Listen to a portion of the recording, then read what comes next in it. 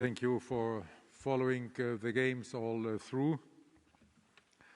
I would like to start this conference by congratulating Emma Terho of Finland, who has just been elected by her peers as the chair of the IOC Athletes Commission, and Mr. Seung-min Ryu, who has been elected vice chair of the Athletes Commission. In consultation with the outgoing IOC Athletes Commission chair, Kirsty Coventry, I have appointed rugby player Humphrey Kayange from Kenya to the IOC Athletes Commission in order to have a better geographical balance, because by having Kirsty Coventry leaving the Commission, we would otherwise have had no athlete from Africa in this Commission. The four elected members of the IOC Athletes Commission, Pau Gasol, Maya Vlovkosaya, Federica Pellegrini and Yuki Ota, will be proposed on a Sunday for election as IOC members with full voting rights. And the same applies to Astrid Urnholt Jacobsen, who replaces Kiken Rendell, and for Humphrey Kayange, about whom I just spoke. With regard to Tokyo 2020, allow me some general remarks at the beginning here of our discussion.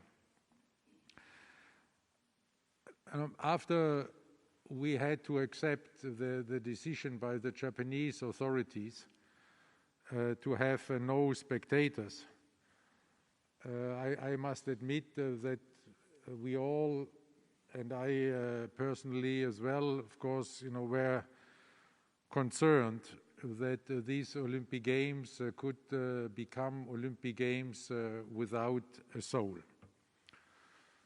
But fortunately, what we have seen here is totally different, because the athletes gave these Olympic Games a great Olympic soul. What I experienced there in the Olympic Village and at the competition sites, I must say that the atmosphere has been more intense than ever before. There were among the athletes two dominant feelings. The first was you could experience and feel and see and hear how much they enjoyed to be together there again, how much they enjoyed to meet each other. And the other feeling which has been expressed in all the many conversations I had were that they are extremely grateful for the fact that the Olympic Games could happen now finally. And these feelings, this atmosphere was spreading from the Olympic Village to the competition venues, where you could see how they were supporting each other, how they were appreciating each other in all the venue. The reason for this, you can discuss. I've been thinking quite a lot about it. I've come to the conclusion that these two feelings of the togetherness and the gratefulness are coming from the fact that they have been separated for such a long time, not only from each other, but in many cases also from their families and loved ones. They did not have the regular contacts in competitions, in World Cups or World Championships or regional championships, you name it. And obviously they were missing this contact very much and were longing for being together again. And at the same time, they were living in great uncertainty because they did not know how their training would happen, whether it would happen, what would happen with their competitions. And I think this made them also very much appreciative, again, of the games taking place at all. But it was not only that the athletes gave these Olympic Games this Olympic soul, it was also that the sporting level was extremely, and I must say for me, surprisingly high. Because you all know what the athletes had to overcome in this last 16 months. If you do not know how to organize your training to peak at the right moment, whether if you cannot do your training, if you have to train at home, if you cannot train with a strong sparring partner, if you cannot train together with your team, if you don't have competition to see where you are in your preparations. All this for athletes, it's extremely challenging and extremely demanding. And that they managed nevertheless to come here and presenting this great sporting level. What you can see from the many very tight results and from the many also Olympic world records, personal bests which have been established here. There I can only say chapeau to all these athletes for the way how they have mastered this challenge. And this feeling and this performance is also true for the new sports we have seen here. The games were more youthful with these new sports. So they were more urban, they were more gender balanced, they were bringing in new audiences, new communities, but they also created in a way new Olympians. Because what I can say from my many meetings with the athletes from these different new sports is that they are all now enthusiastic Olympians. If you ask them how is the life in the Olympic Village, how you experience these games, there you can feel, this enthusiasm for the Olympic spirit and the Olympic experience. In this way, these Olympic Games have been a powerful demonstration of the unifying power of sport. We have experienced this great solidarity amongst all the athletes and all the teams in the village and at the competition venues. And this shows that the overall solidarity approach of the IOC works. And this success of this solidarity approach taken by the IOC is also underlined by a record number of 88 NOCs who have won medals to date. That's a new Olympic record, and we still have 2.5 days to go. The Olympic solidarity programs and the scholarship programs, the Olympic scholarship programs, are another proof of this success. So we had here 836 athletes from 178 NOCs in 26 sports, who benefited from Olympic solidarity scholarships. And until last night, these scholarships holders have won 23 gold, 25 silver, and 25 bronze medals. Given the political circumstances in this world under which these Olympic Games are taking place, and given the many political tensions, to say diplomatically, the political tensions we have in this world, there to see all these athletes living together in the Olympic village under one roof and competing at the same time fiercely with each other. I think this is a great manifestation of peace there, and how peace can be achieved if everybody is following the same rules and if everybody is living in solidarity with each other. So it has become clear there again that without solidarity there is no peace. And this feeling was obviously shared by the world, because billions of people around the globe were longing for such a unifying message of hope. This is what we can see in particular from the digital engagement already now. And what I'm saying there is not just a personal feeling, it's based on concrete data and figures, and you will be informed tomorrow then when we have an even more solid basis for all these figures tomorrow here in this room, I guess, about all the details.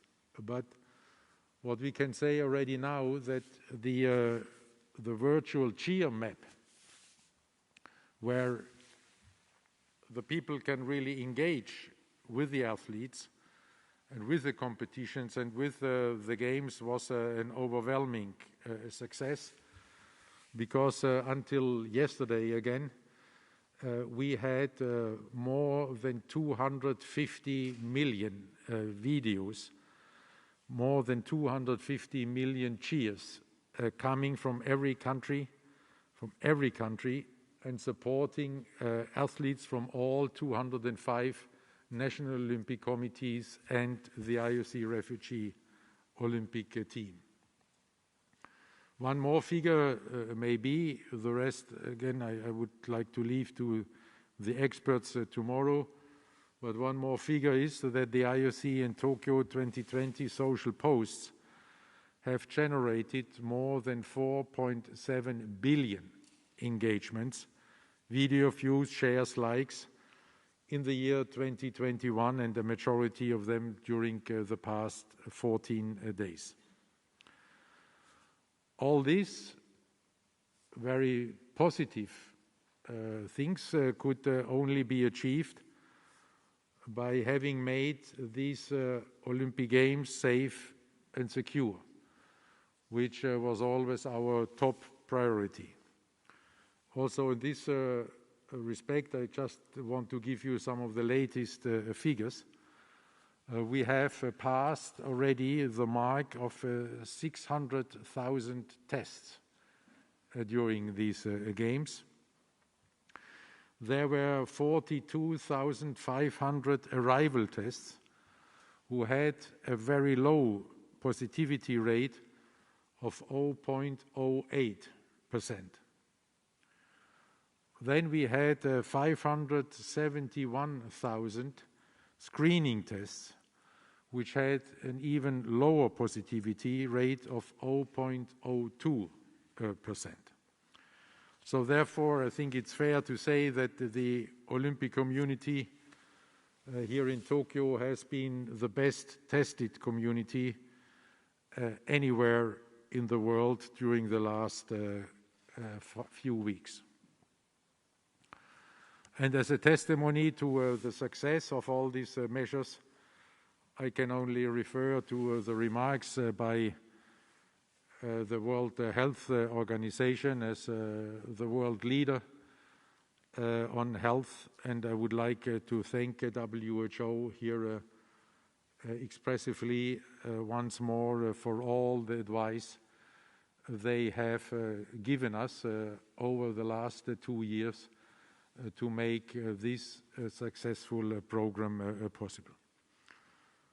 Overall, I would also like to thank very much the people of Tokyo and Japan, the Japanese government, the Tokyo Metropolitan Government, and of course the organizing committee, Tokyo 2020. All of them were great partners and were essential for the success of these Olympic Games. Of course, also the very strong performance of the Japanese athletes has contributed to this success, and I may say it has contributed a lot to this success. And this we can conclude from how the Japanese people are supporting and embracing these Olympic Games. And there again, this is not a feeling, this is underlined and evidenced by the facts, because as of today, 9 out of 10 Japanese people have watched at least parts of the Olympic Games to date. So with this, I'm looking forward to my visit to Sapporo, where I will go right after this press conference to be there for the marathon, then tomorrow, and to be back then tomorrow right after the marathon, and of course looking forward to the closing ceremony on Sunday evening.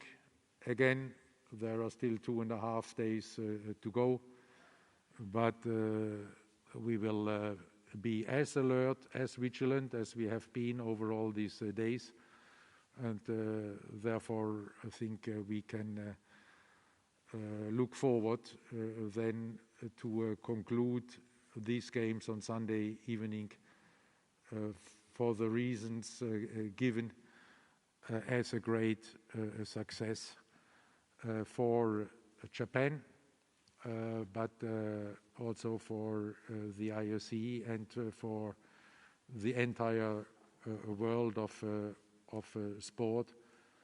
And given the reactions, I think, for billions of people around the world who are taking these Olympic Games and the success of these Olympic Games as a great message of hope. Thank you very much, President. Okay, we are ready to take some questions. Let's start with the gentleman just straight ahead of me there, and Wakato afterwards. Yeah, then we'll move around. Obviously, please introduce yourself, and then we know who you're from. Thank you very much. 東京新聞の原田と申します。バッハさんお願いします。先ほどバッハさんは競技が安全に開催されているということを誇っていましたけども、これは日本人がお金を出して安全体制を作っているということです。今回、1年延期に伴って27億ドルが、税金から支出されています。さらに、7億ドルのチケット収入がほとんど、無観客開催になったことにより失われます。大会は大赤字です。これも税金から負担されるでしょう。質問は、今のオリンピックのシステムは開催都市に財政的な負担があまりにも大きすぎると思います。バッハさんはこの東京大会から、何を学びましたか。今後将来のオリンピックに向けてもっと大会をコンパクトにするとか、アジェンダ2020のような小さな変革じゃなくて、もっと大きな大会の見直しが必要なんではないでしょうか。ご意見をお聞かせください。よろしくお願いします。Thank you for your statement. Let me first of all say that the investment in the Olympic Games is fairly shared between the Olympic movement and the respective host country or host city. When you refer there to the investments being made, then you're including in these investments there the construction of new venues, of new sports venues and other venues, from which the Japanese people and the people of Tokyo will benefit for generations to come. If I can give only one example, is the Olympic Village. You cannot count the Olympic Village as a cost of the Olympic Games because after these Olympic Games, for decades to come, the Japanese people will benefit from these apartments, and they will offer housing to the people of Tokyo and to the people of Japan. And the same is true for sports facilities and other facilities more. With regard to the postponement of the Games, if the Games would have been cancelled at the time, if we would have cancelled the Games, we would have seen a situation where then for Japan, many of the investments would have been without any perspective of a revenue, because then nobody would have come to Tokyo, to Japan. There would have been no exposure, neither for Tokyo, nor for Japan, nor for the sponsors.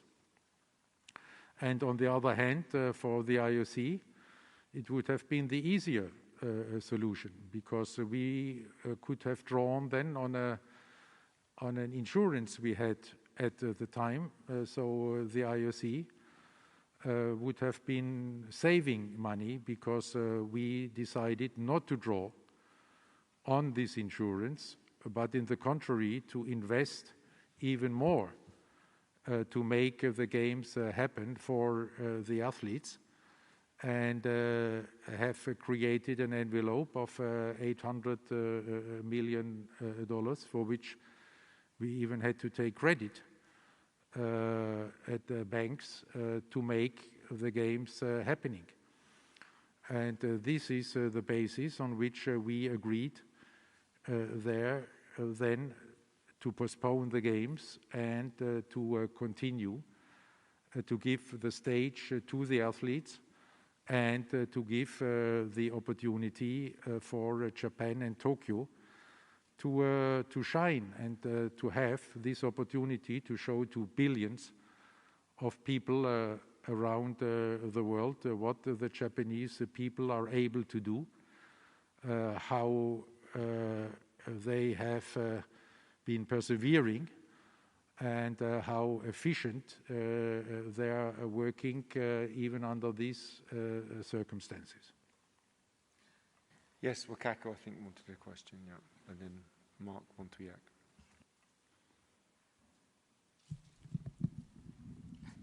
Thank you. Wakako Yuki from Yomiuri Shimbun, President. You did say in the past that staging Tokyo Games, the significance of it would be even greater because it is pandemic. Staging this and hosting this in the face of even escalating pandemic at the moment. What sort of message do you think Tokyo Games had sent to the world, and how it may be placed in the Olympic movement history? We did have a mixed feeling of it, the success of the sporting side, but at the same time there is no spectator, and the atmosphere was rather different. Also, if I may, personally, I felt so sorry watching those vacant seats every day, anywhere. And what is your message to the future generation of Japanese who missed out from the opportunity to join the celebration? Thank you. No, I think these Olympic Games will one day be considered as by history. You know, I would not like to make a judgment what history will think of us in 100 years from now. This is up then to future generations. But what we can see now is that these Olympic Games are coming at a moment when again the world was really longing, you know, for such a symbol of hope, and also again, you know, efficiency to show that even under these conditions you can organize such a worldwide event. You can come together, and that you have to adapt, that we always have to learn in life, and this is also then, you know, kind of progress. If you compare, they're always you know, with the past, but the games used to be different. Yes, they used to be different, but under the conditions of a pandemic, they need to be different to keep, you know, the core and the message, and this is, you know, what was so obvious in all the conversations there with the athletes. You know, when this decision was taken with the no spectators, of whom would you think first to be concerned? It would be the athletes, and then the spectators. But the athletes, with all of whom I spoke there 4 weeks ago, and also during the games, they all said, okay, we want to have the games. It is important that the games, that the competitions are happening. And if, because of the pandemic, we have to pay this price of having no spectators, we are paying this price, because the games as such are more important. And for the spectators, I think the Japanese people have shown, again, how to adapt. Means being glued to the TV, supporting their athletes via the virtual cheer map, via more positive messages on the digital media, via taking direct contact with their athletes and the team members. So it is a form of support, of engagement, of enthusiasm under the conditions of a pandemic. And there I must say it has exceeded at least my expectations. Yeah, Mark von Twiak wanted a question, gentleman there, and then Carlos. Yeah, we'll do this front row first. Yeah.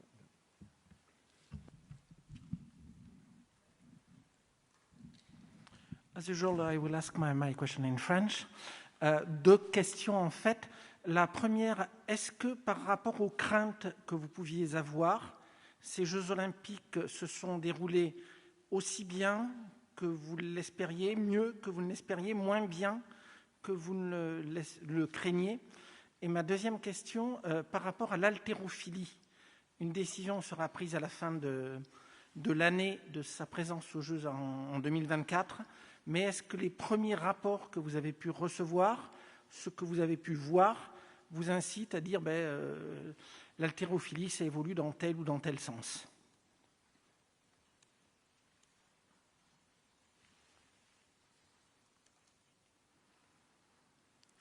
I don't know whether I got, because all of a sudden there was français. Vous avez demandé d'abord avec les expectations et après vous avez mentionné l'haltérophilie.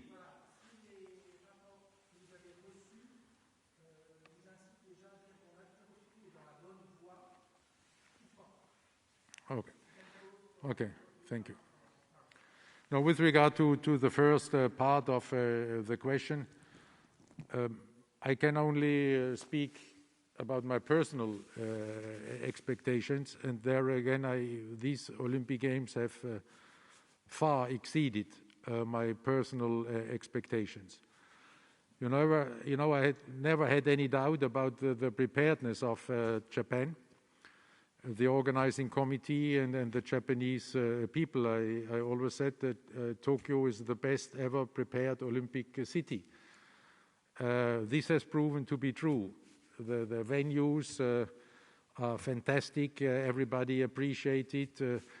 The volunteers were of a friendliness which is exemplary. The organization, after the first hiccups we always have at the games, with always the same topic, transportation, was flawless. So we did not need to have any coordination meeting for a week. All this was following expectations. But then the two factors where my expectations have been exceeded is the efficiency of the anti-COVID measures. And secondly is what I said before, is the soul of the games, which the athletes gave to these games, this Olympic soul. When you were in competitions, in many cases you did not realize that there were no spectators.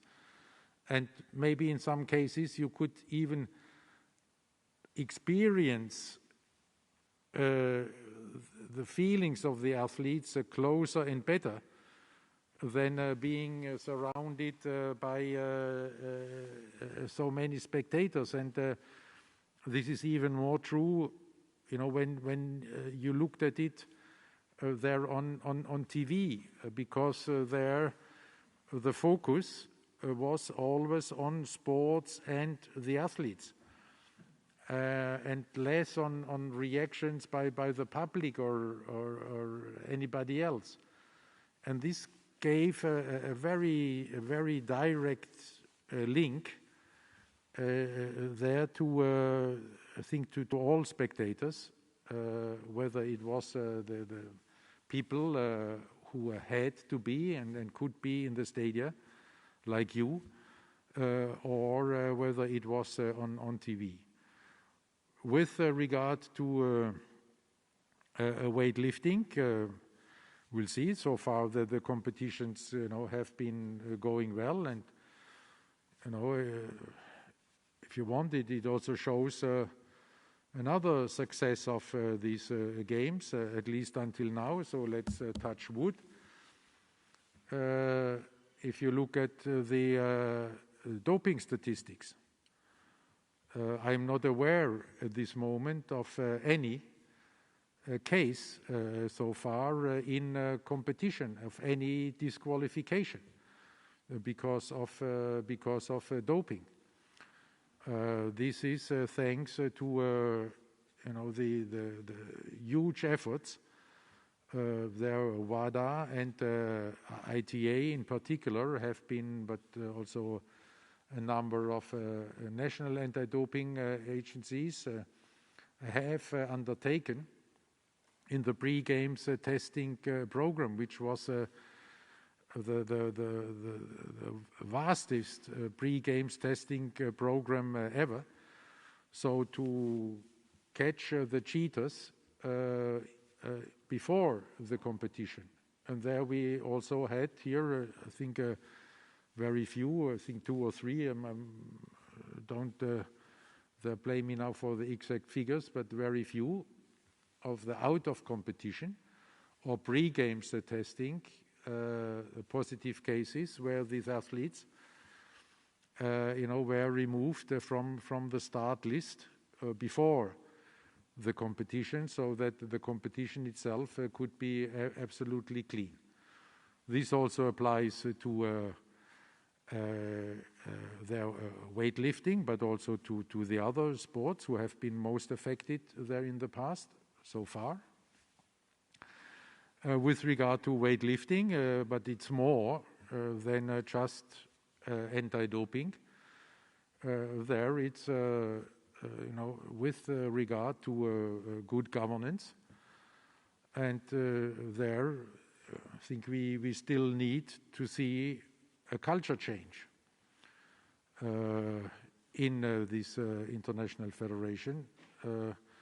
If you look at the last Congress, which has taken place, and the voting results there, then this does not necessarily speak of such a culture change and of a real awareness of the need to dramatically improve the governance of this federation.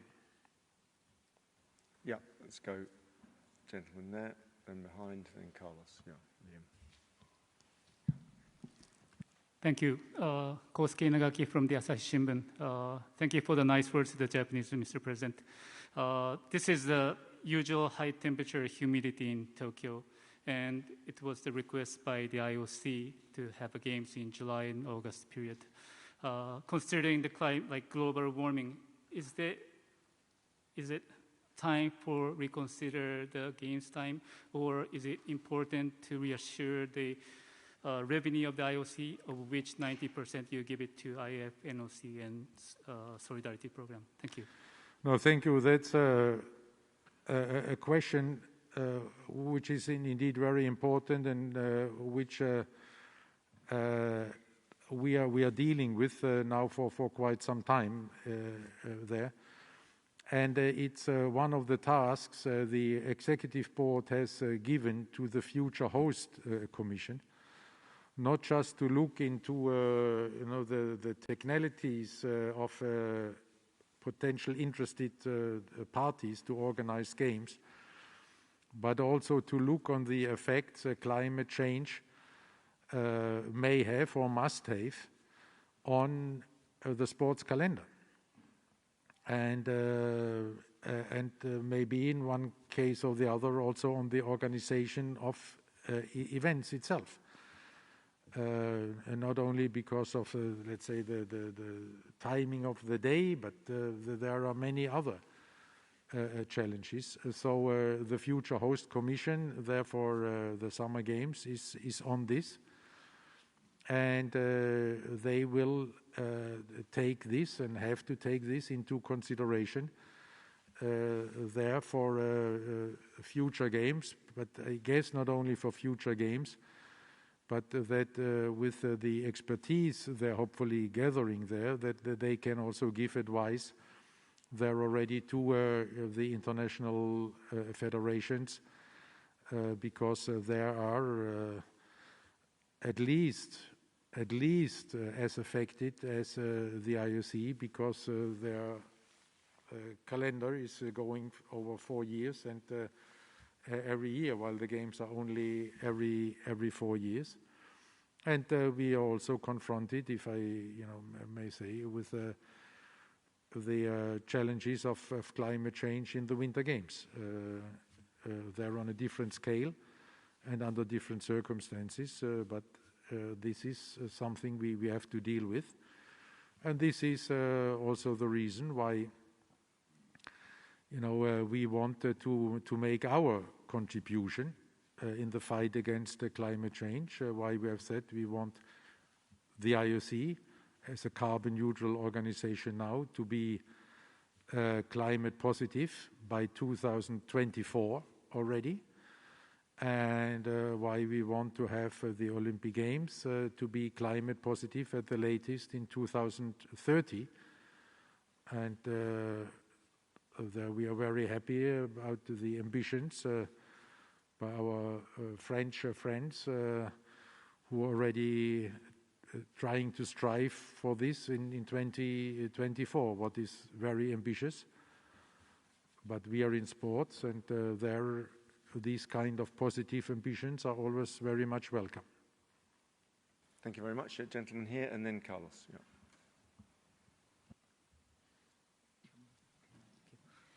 Hello, Thomas Bach. Hello, this is a question from China Media Group for President Thomas Bach. As we know, the Tokyo Games is reaching to the end, and just like you said, it's a great accomplishment for everyone who participated in this, great sport event. And now the next great sport event, the Beijing Winter Games, is really approaching. So as that's a very special moment, would you please share your expectation and your prospect for Beijing Games? Thank you very much. Thanks for that. I think actually if I can just step in there, you'll appreciate that with a couple of the days to go still of these games, and this is about the closing of these games. Let's I think stick to that if we can. We're happy to take your questions afterwards when we get back to Lausanne, answer everything in full, but I think here we want to concentrate on Tokyo. So we'll go to Carlos, please. Thank you.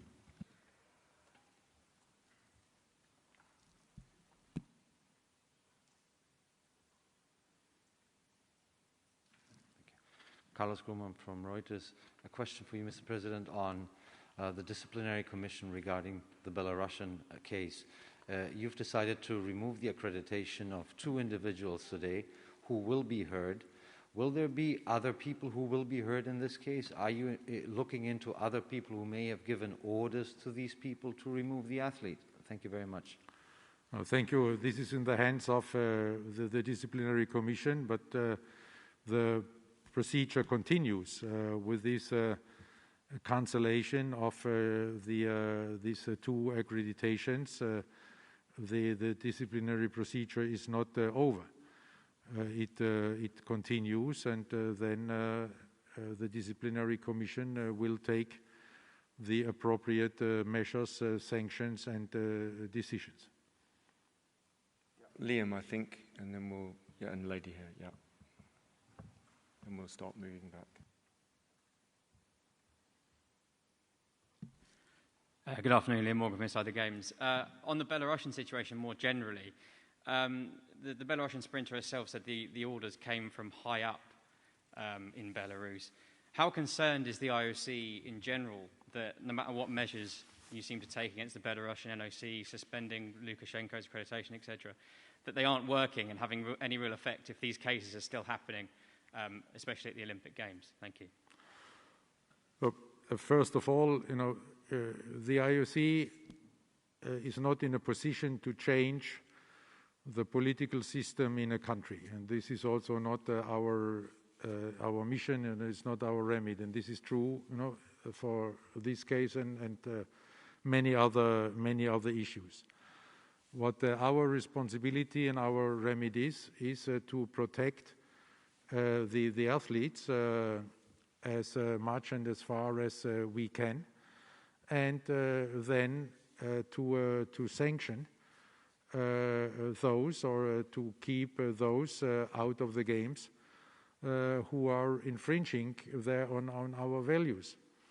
And there the IOC has taken already a couple of months ago the decision that we made it very clear that we would not grant any accreditation to Mr. Lukashenko, that we would not recognize the election of his son as an NOC president and would not grant there any accreditation, and that we would not grant any accreditation to other people having been concerned with the issues at stake at the time where some members of the National Olympic Committee of Belarus did not do enough to protect their athletes from political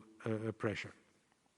With regard to the case here, we have been in contact, as you know, with Kristina Tsimanevskaya from the very beginning of the case. We are very happy now that she is safe in Poland, and we have there through the Polish National Olympic Committee also offered the assistance in Poland by the Polish Olympic Committee to support her in her sports in her sports ambitions. And with regard to other people who may be responsible for this situation, I just answered that the procedure is going on. Their due process has to be followed, and then the disciplinary commission will come up with these conclusions. But it also gives me the opportunity, if you allow, to outline what we are doing as prevention already with regard to the Games and in the Olympic Village to protect athletes from any kind of harassment or abuse. We have about 20 IOC staff members in the Olympic Village who are dealing directly with the athletes on a daily basis. We have a safeguarding officer in the Olympic Village. There is a confidential hotline on which any incident can be confidentially reported. There are psychologists in the polyclinic. There is a mental health helpline in 70 languages, and that we are ready to act whenever something is brought or coming to our attention. I think we have shown clearly with our immediate reaction in this deplorable case of Kristina Tsimanevskaya, but again, the more so, we are happy that she is safe in Poland, that she is, as far as we heard, then also together with her immediate family, with her husband and child, and that the Polish NOC is at her disposal to support her when it comes to her sporting activities. Yeah, let's go to these two here, and then we'll go along the line, gentlemen, then Steve. Yeah. Yes, hello, Mr. President. Sebastian Fest from Around the Rings. I would like to ask you about the new sports. I mean, the mood there in the venues was quite different to the traditional sports. I would like to know your opinion whether this is a direct success of the Youth Olympic Games and how deep is going to be the change in the Olympics in the next 10, 20 years. Thank you. Thank you. It is also a direct result of the excellent experience we have made with these new sports in the Youth Olympic Games, and in particular with Buenos Aires 2018. You know, the concept of this urban park, which we have seen to make the sport more urban, which we have seen in Buenos Aires, has helped us very much also with regard to the organization here in Tokyo to convince everybody involved that this is a model of the future, because sport has to go where the people are. We cannot longer go somewhere and wait for the people to come. We have to go where they are, and these are the urban centers. And there, we could also already see, you know, how these young athletes are fitting in a multi-sports event. It's always different, you know, to have a young, successful sport with very particular communities, being on their own, in their own bubble somewhere, and being happy and performing, than to be part of such a huge event like the Olympic Games.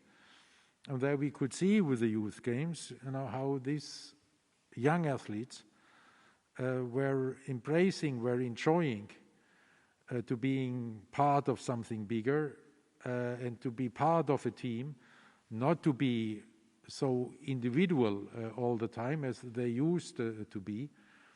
And this was also the experience here with these athletes from these sports, where, you know, at the beginning, I still remember the discussions, you know, on both sides when we had skateboarding.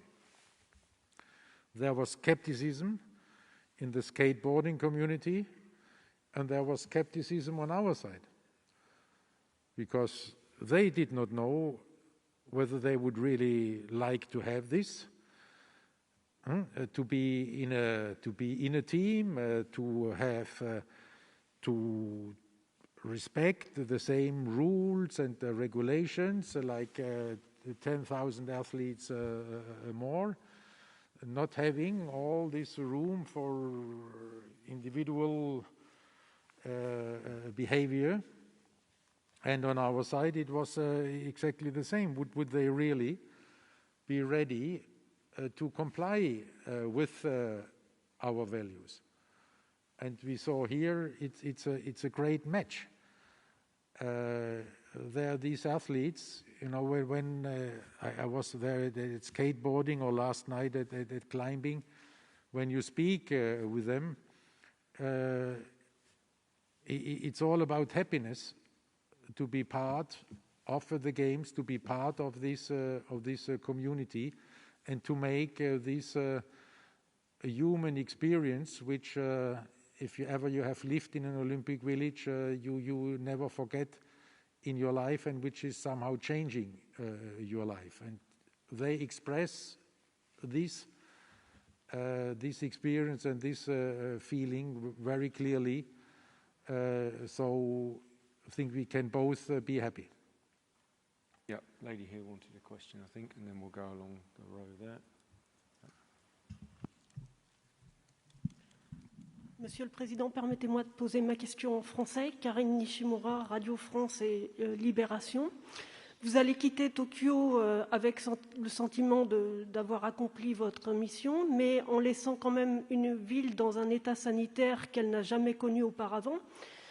Qu'il y ait ou non un lien de cause à effet, peu importe, pour les Japonais, la situation est très difficile. Je n'ai pas entendu dans vos propos préliminaires un mot sur cette situation sanitaire. Est-ce que vous avez un commentaire à donner? Et par ailleurs, au-delà des performances sportives, finalement, dans cette situation de pandémie et de restrictions importantes sur les JO et sur la façon de les couvrir, que va-t-il rester de ces Jeux olympiques au-delà du sport? First of all, I have not left Tokyo yet. We are still here. And with regard to the corona situation, I think I have explained, what our mission was and is in cooperation with the Japanese authorities and with the organizing committee. This was to make sure that the Olympic participants are safe, and that we have no transfer, neither from the population to the Olympic participants nor the other way around. And all the figures are confirming that this concept of the anti-coronavirus measures have worked, have their effect. And this is supported again by the World Health Organizations and by many experts there around the world.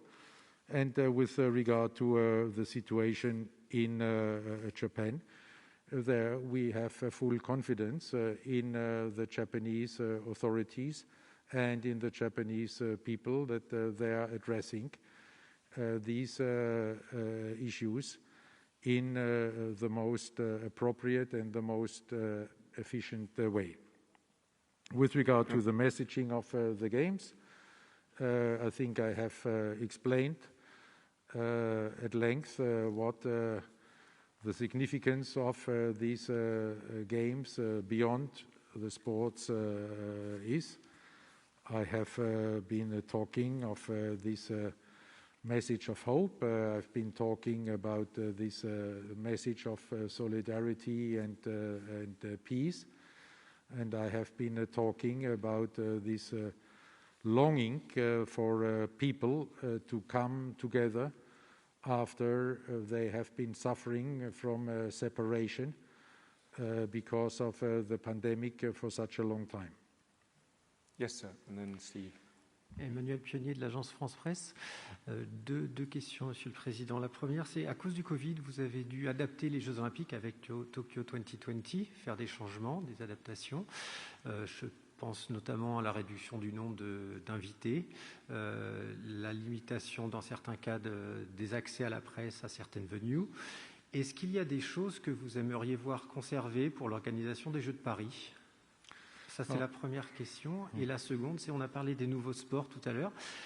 Est-ce que de voir de si jeunes athlètes, notamment en skateboard, avec des presque enfants, 12 ans, 13 ans, sur le podium, est-ce que ça vous réjouit ou est-ce que ça vous inquiète un petit peu de voir de si jeunes athlètes?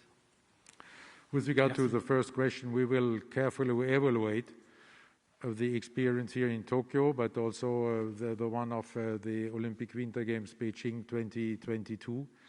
And then in spring next year, we will have a debriefing there of the two games with Paris 2024, because we do not want to draw conclusions without having a sound basis and sound data on this. So this will happen next spring. With regard to the age of some of the participants or even medalists, first of all, this is the eligibility of athletes is under the authority of the respective international federations. So I'm confident, that they have studied the questions you're implying and have come to the best decision. It is unusual, yes. On the other hand, you can also see it as refreshing, how these young athletes are opening up and they're living again this Olympic experience. Yep, Steve Wade. We're running out of time, I'm afraid. We will try and get to one or two more, but we actually do have a plane to catch to get to Sapporo, so I'm going to have to hurry up. Steve. Mr. Bach, hi. Stephen Wade from Associated Press. I know you would condemn racism. I know you'd condemn anti-Semitism. You'd condemn sexism. Are you willing to condemn the internment of Uyghur Muslims in camps in China? Steve, I think we already answered that question. We're going to come on to that. We'll answer your question. Answer the question. I sent you a very long and detailed answer on that only 2 days ago. We're very happy to answer that when we get back to Lausanne, but this is a press conference about these games, which we are heading towards the end. Gentlemen, just there, please. Yeah, your question. Thank you. President, thank you from Xinhua News Agency. You used the German saying of there is a stone falling from your heart when you're entering the opening ceremony. So I'm wondering what's your feeling when you're entering the closing ceremony on Sunday? Thank you. Give me 2.5 days, then I'll tell you. It's still 2.5 days to go, and in sport we know. You have to cross the finish line until you know the final result. So I guess you and I myself then may be able to draw these conclusions when I make my closing speech on Sunday evening. Okay, we can take one more question. There's a gentleman there. No, you don't want to ask a question. Okay, last question to that gentleman over there. Thank you. Mr. Bach, Patrick Welter. Can you leave your mask on, please? Thank you very much. Sorry. Okay, Patrick Welter, Frankfurter Allgemeine Zeitung. Herr Bach, two short questions, please. When you spoke about the pandemic and the effects on Tokyo, the corona effects in Tokyo, the situation in Tokyo, you made the distinction between the direct effects from the village and from the people coming in and some kind of indirect effects. And the direct effects, obviously, they are very small, but there are a lot of medicines in Japan talking about indirect effects that the Olympics might have had on the Japanese population. Do you feel that there is any responsibility of the IOC or the Games for these indirect effects? And why are you so sure that these indirect effects are not as big as they might be? And my second question, please. Sorry, my second question. Due to the fact that there were no spectators, obviously the organization committee is running into a loss. Is the IOC willing to participate in this loss and pay a little bit more money to Japan? Thank you.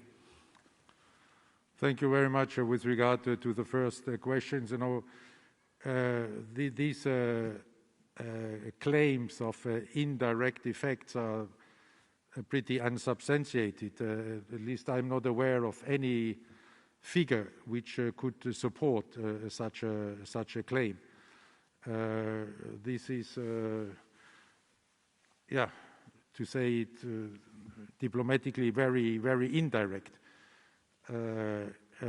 this argument, and there I can only refer to the comments thereof, for instance, Prime Minister Suga, of Governor Koike, and many other experts who have made this clear, that there is no such influence, neither direct nor indirect. With regard to your second question, I think I have already answered before. The sharing of the investment is a very fair one. The IOC has been contributing to the success of these Olympic and Paralympic Games because it's the same budget. Not to forget this, with an amount of about 1.7 billion US dollars, the IOC has contributed to make savings for the Olympic and Paralympic Games in the amount of about $4.6 billion. And the IOC is contributing to the additional costs of the postponement by having created this envelope of $800 million US dollars, for which again we had to take some bank credit to make the participation of all the 205 national Olympic committees of all the sports and all the athletes possible. And we had then finally to respect the decision of the Japanese authorities for not having spectators in these Olympic Games. Thank you very much, everybody. Thank you, President. Please enjoy, along with me, the rest of the Games, a few days that are left. So thank you very much indeed. Thank you, and see you on Sunday night.